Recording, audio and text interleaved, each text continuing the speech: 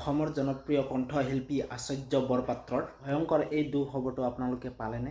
ভয়ংকৰ দুৰ্ঘটনা পতিত আচাৰ্য বৰপাত্ৰৰ বাহন আচলতে কেনেকৈ সংঘটিত হ'ল এই দুৰ্ঘটনা সবিশেষ জনাম এই ভিডিঅ'টোৰ মাধ্যমেৰে। তো বলক ভিডিঅ'টো আৰম্ভ কৰোঁ। গতিকে আপোনালোকে প্ৰথমৰ পৰা শেষলৈকে কোনো স্কিপ নকৰাকৈ আপোনালোকে চাই থাকক। টিয়কত সংঘটিত হ'ল কণ্ঠশিল্পী আচাৰ্য বৰপাত্ৰৰ বাহন। হয়, দুলীয়াজানত সংগীতানুষ্ঠানত অংশগ্ৰহণ কৰি উভতি অহাৰ পথতে কলিয়বান অৱস্থিত পাৱাৰ কিপাৰ সমীপতে এই ভয়ংকৰ দুৰ্ঘটনা সংঘটিত হয়।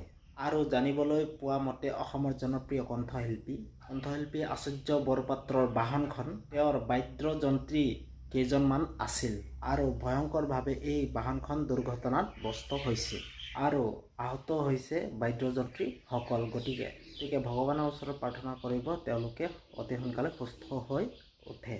আজিৰ ভিডিঅ'টো আছিল ইমানেই। এনেধৰণৰ ভিডিঅ' নিতৌ পাই থাকিবলৈ আপোনালোকে ছাবস্ক্ৰাইব কৰি দিব আৰু নতুনকৈ যদি আহিছে আপোনালোকে প্লিজ ছাবস্ক্ৰাইব কৰি দিব আৰু কাষতে থকা বেল আইকনটো প্ৰেছ কৰি দিব যাতে আহিব লগা নটিফিকেশ্যনটো আপোনালোকে সোনকালে পায়। তো ঠিক আছে, বাই বাই। নতুন এটা ভিডিঅ' লৈ আপোনালোকক লগ পাম।